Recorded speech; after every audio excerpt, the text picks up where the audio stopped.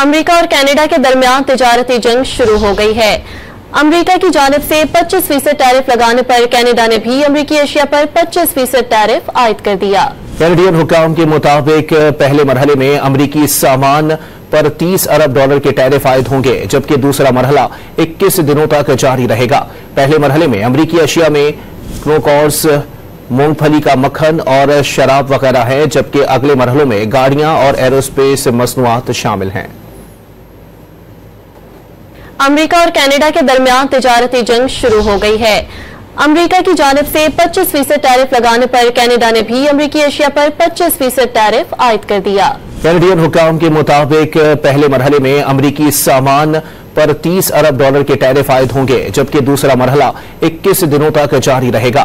पहले मरहले में अमेरिकी एशिया में क्रोकॉर्स, मूंगफली का मक्खन और शराब वगैरह है, जबकि अगले मरहलों में गाड़ियां और एरोस्पेस मसनूआत शामिल हैं।